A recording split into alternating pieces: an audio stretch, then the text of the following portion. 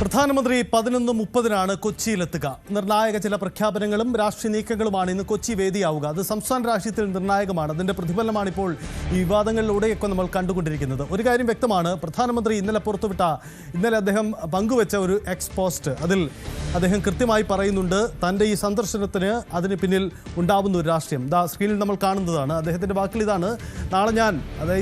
ഇന്നലെ അദ്ദേഹം പോസ്റ്റ് ചെയ്തതാണ്. ഇന്ത്യയുടെ റാലിയെ അഭിസംബോധന ചെയ്യും. LDFിൻ്റെയും UDFിൻ്റെയും കൊള്ളയ്ക്കും ദുർഭരണത്തിനുമെതിരെ ഇന്ത്യയുടെ സദ്ഭരണ അജണ്ട കരുത്തോടെ നിലകൊള്ളുന്നു. ഇതാണ് അദ്ദേഹത്തിൻ്റെ വാക്കുകൾ. ഒരു കാര്യം വ്യക്തമാണ്, ചില രാഷ്ട്രീയങ്ങൾ പറയാൻ, ചില കാര്യങ്ങൾ പങ്കുവയ്ക്കാൻ തന്നെയാണ് പ്രധാനമന്ത്രി കൊച്ചിയിലേക്ക് വരുന്നത്. അതിൽ ചില രാഷ്ട്രീയമുണ്ട് എന്നതാണ്. അങ്ങനെയെങ്കിൽ അതിൻ്റെ വേദിയാവാൻ പോകുന്നത് അദ്ദേഹം പങ്കെടുക്കുന്ന കരൂരിലെ ആ ചടങ്ങാണ്. അവിടെ കൃത്യമായ ചില രാഷ്ട്രീയം പറയും. ഇന്ത്യയുടെ പരിപാടിയിൽ അത്തരം ചില രാഷ്ട്രീയ നീക്കങ്ങൾ നമുക്ക് പ്രതീക്ഷിക്കുകയും ചെയ്യാം. അത് സ്വാഭാവികമായും കേരളത്തിൽ BJP ഇനി ലക്ഷ്യമിടാൻ പോകുന്ന ആ നീക്കങ്ങളുടെ ഒരു തുടക്കം കൂടിയായി മാറുകയും ചെയ്യുന്നു. എൽദോയും ഒപ്പം നവമിയും ചേരുന്നുണ്ട്. എൽദോ, നവമി, ഈ പ്രധാനമന്ത്രി ഇന്നലെ അദ്ദേഹം പങ്കുവെച്ച പോസ്റ്റിൽ കേരളത്തിലെ ഇടതു വലതു മുന്നണികൾക്കെതിരായ രാഷ്ട്രീയ നീക്കത്തെക്കുറിച്ച് അദ്ദേഹം വളരെ കൃത്യമായി തന്നെ പറയുന്നുണ്ട്.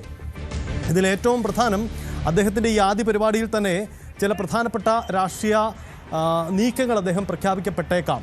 അത് ഇപ്പോൾ BJP ഒക്കെ പറയുന്നത് പോലെ അവരുടെ പ്രതീക്ഷകൾക്കൊപ്പം നിയമസഭാ തെരഞ്ഞെടുപ്പിൽ മാറാൻ കഴിയുന്ന പുതിയ രാഷ്ട്രീയ നീക്കങ്ങൾ ഒരുപക്ഷെ ഉണ്ടായേക്കാം. എന്താണ്, പ്രവർത്തകരൊക്കെ ആ ഒരു വികാരം പങ്കുവെക്കുന്നുണ്ടോ? ഏത് രീതിയിലാണ് പ്രവർത്തകരുടെയൊക്കെ ഒരു പങ്കാളിത്തം അവിടേക്ക് ഉറപ്പാക്കുന്നത്?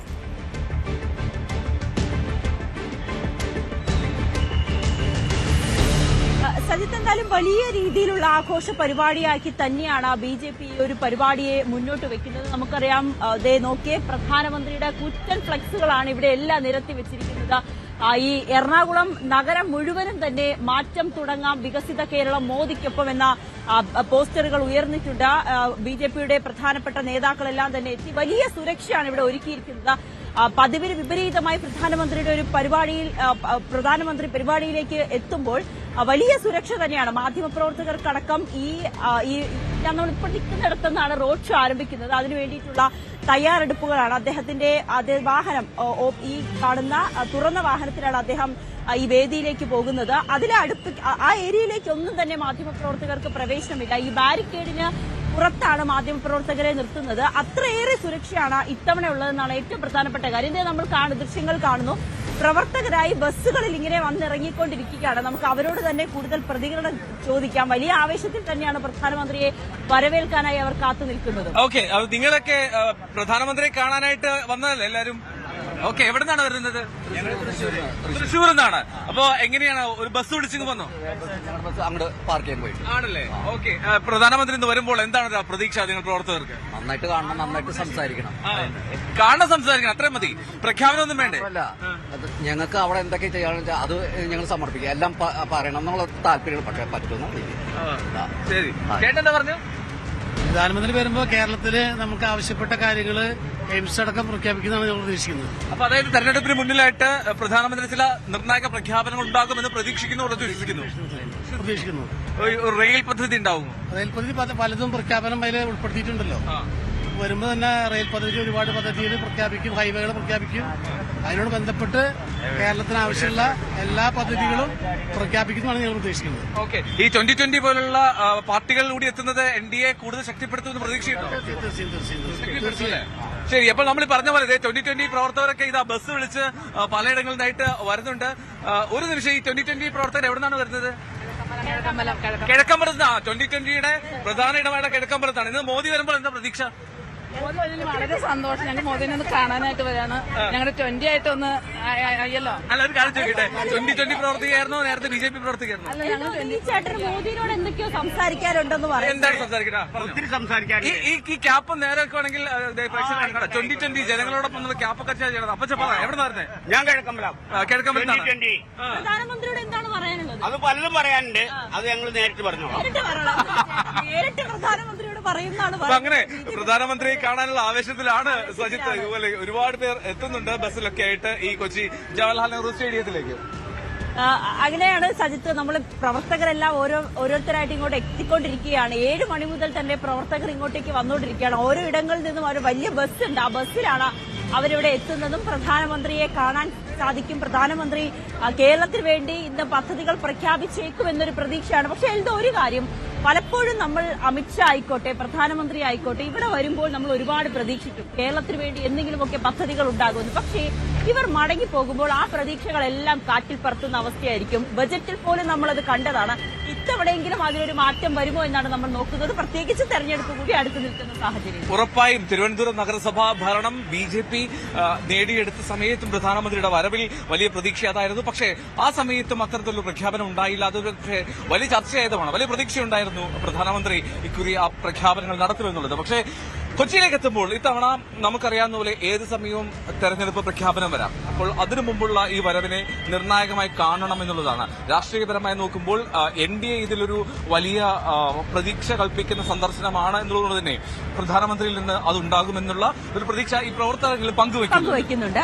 രാജീവ് ചന്ദ്രശേഖരൻ പറയുന്നത് അനുസരിച്ച് അടുത്ത തിരഞ്ഞെടുപ്പിലേക്ക് അല്ലെങ്കിൽ അടുത്തൊരു നിയമസഭാ തിരഞ്ഞെടുപ്പ് കഴിയുമ്പോൾ ഒരു തൂക്ക് സഭയിലേക്ക് വരുമ്പോൾ അത് BJPക്ക് അവിടെ നിർണായകമായിട്ടൊരു പങ്കുണ്ടാകുമെന്ന് പറയുന്നുണ്ട്.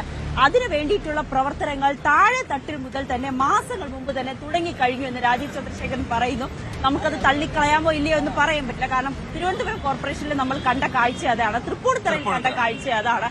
അതുകൊണ്ട് BJP ഏത് വിധത്തിലാണ് പ്രവർത്തിക്കുന്നത്, ആരൊക്കെയാണ് സ്ഥാനാർത്ഥികളായി ഇറക്കുന്നത്, ഇതെല്ലാം തന്നെ സർപ്രൈസ് ആയിട്ട് നിൽക്കുന്നുണ്ട്. നമുക്ക് കൂടുതൽ പ്രവർത്തകരിലേക്ക് ചോദിക്കാം. എവിടെ നിന്നാണ് വരുന്നത്? 2020 കിഴക്കമ്പലമാണ്. കിഴക്കമ്പലം മൊത്തത്തിൽ ഇങ്ങ് പോന്നിട്ടുണ്ടെന്ന് തോന്നുന്നു. എല്ലാവരും പോകുന്നുണ്ട്. അപ്പോ എങ്ങനെയാണ് പ്രതീക്ഷ? എന്താ ഇന്ന് മോദി വരുമ്പോ എന്തോ പ്രതീക്ഷയാണ് പ്രതീക്ഷിക്കുന്നത്? 2020 എന്താണ് പ്രതീക്ഷിക്കുന്നത് ഞാൻ ചോദിച്ചു. 2020 ഞങ്ങളോട് പ്രതീക്ഷിക്കുന്നത് എല്ലാം ഒരുമിച്ച് പോകുമെന്നുള്ളതാണ്. അടുത്ത ഇലക്ഷനും ഞങ്ങൾ തന്നെ ജയിക്കും. അപ്പൊ ഈ NDAയിലേക്ക് പാർട്ടി വന്നതിൽ എല്ലാ പ്രവർത്തകരും സന്തുഷ്ടരാണോ? സന്തുഷ്ടരാണ്. ആണോ ചേച്ചിയാണോ? സന്തോഷത്തോടുകൂടി ഞങ്ങൾ അതിനോട് യോജിക്കുന്നു. ആണോ? പിന്നെ അല്ലാതെ. പക്ഷെ ഒരുപാട് വിയോജിപ്പുകൾ ആ തീരുമാനത്തിലുണ്ടായി എന്നുള്ള സംസാരമൊക്കെ ഉണ്ടായിരുന്നു. ഇല്ല, അത് തെറ്റായ ഒരു ഇതാണ്. കാരണം എന്താണെന്ന് വെച്ചാൽ ഞങ്ങളുടെ പാർട്ടിയിൽ നിന്നും ഒരാൾ പോലും മാറിയതായിട്ട് ഞങ്ങളുടെ അറിവില്ല. ഇല്ല, എല്ലാരും അതുപോലെ സ്ട്രോങ് ആയിട്ടുണ്ട്. സ്ട്രോങ് ആയിട്ട് തന്നെ ഉണ്ട്. ശരി, ശക്തി പ്രാപിച്ചെന്ന് മാത്രമേ പറയാനുള്ളൂ. ഇനി ഇപ്പൊ NDAയുടെ ഇങ്ങനത്തെ ഒരു പരിപാടി നടക്കുന്നു. ഈ തെരഞ്ഞെടുപ്പ് അടുക്കാൻ പോവുകയാണ്. 2020ക്ക് എത്ര സീറ്റൊക്കെ കിട്ടും എന്നൊക്കെ നിങ്ങളുടെ പ്രതീക്ഷ? 2020 സീറ്റ് കിട്ടും. ഞങ്ങൾ മാക്സിമം അത് തന്നെ ഞങ്ങൾ പരിശ്രമിക്കും. മാക്സിമം സീറ്റുകൾ ഞങ്ങൾ പിടിച്ചെടുക്കാൻ നോക്കും. ഈ തദ്ദേശ തെരഞ്ഞെടുപ്പിലുള്ള പ്രകടനം പോലെയൊക്കെ നിയമസഭാ തെരഞ്ഞെടുപ്പിൽ 2020ക്ക് സാധ്യമാകുമോ? തീർച്ചയായിട്ടും ഉറപ്പായിട്ടും. ഉറപ്പുണ്ടാ വന്നേക്കണല്ലേ? ഓക്കെ, അപ്പൊ 100%.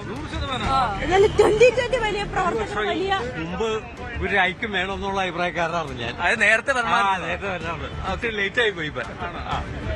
നേരത്തെ തന്നെ ഐക്യം വേണമെന്ന് പറയുന്ന ഒരു കൂട്ടം പ്രവർത്തകരെ നമ്മൾ കണ്ടു. എന്നാലും ഇതിന്റെ ഒരു രാഷ്ട്രീയം എന്തോ നമുക്കറിയാം. ED നോട്ടീസ് പേടിച്ചാണ് സാബും ജേക്കബ് BJPയിലേക്ക് ചേർന്നതെന്നുള്ള തരത്തിലുള്ള ചില അഭ്യൂഹങ്ങളും പരാമർശങ്ങളും ഒക്കെ ഉണ്ടായിരുന്നു.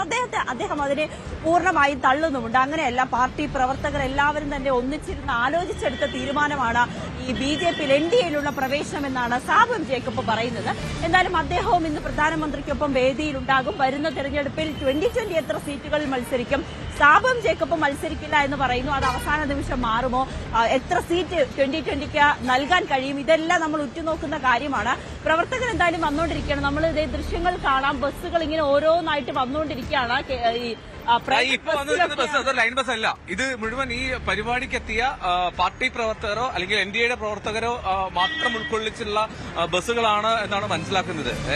എന്തായാലും അല്പസമയത്തിനുള്ളിൽ തന്നെ ഈ എറണാകുളം നഗരം ഈ പ്രധാനമന്ത്രിയെ കാണുന്നതിന് വേണ്ടി തയ്യാറെടുത്തു കഴിഞ്ഞു. പ്രവർത്തകരെല്ലാം തന്നെ അണിനിരക്കും. 1,00,000-ഓളം പേരെ ഉൾക്കൊള്ളിച്ചുകൊണ്ടുള്ള ഒരു റോഡ് ഷോയാണ് അല്ലെങ്കിൽ ഒരു പരിപാടി തന്നെയാണ് NDA BJP ഇത്തവണ ഇവിടെ രൂപീകരിച്ചിരിക്കുന്നത്. അതിന്റെ ദൃശ്യങ്ങളാണ് നമ്മൾ കണ്ടുകൊണ്ടിരിക്കുന്നത്. പോലീസ് സുരക്ഷ വലിയ ശക്തമായി തന്നെയുണ്ട്. ഗതാഗത നിയന്ത്രണമുണ്ട്. ഇന്നലെ തന്നെ മോദി പ്രധാനമന്ത്രി വരുന്നതിനോടനുബന്ധിച്ചുള്ള ട്രയൽ റണ്ണും അടക്കം ഇവിടെ നടത്തുകയും ചെയ്തിരുന്നു. അങ്ങനെ പഴുതടച്ച ഒരു സുരക്ഷ, പ്രത്യേകിച്ച് നമുക്കറിയാം യുദ്ധ സാഹചര്യം കൂടി നിലനിൽക്കുന്നതിനാൽ അല്പം കൂടി പ്രധാനമന്ത്രിയുടെ സുരക്ഷ ശക്തമാക്കിയിരിക്കുകയാണ്. മാധ്യമപ്രവർത്തകർക്കടക്കം അകത്തേക്ക് പ്രവേശിക്കുന്നതിൽ കൃത്യമായിട്ടുള്ള മാനദണ്ഡങ്ങളും പാലിക്കുന്നുണ്ട്. അങ്ങനെ കൂടുതൽ വാർത്തകൾക്ക് News 18 Keralam YouTube channel subscribe ചെയ്യുക.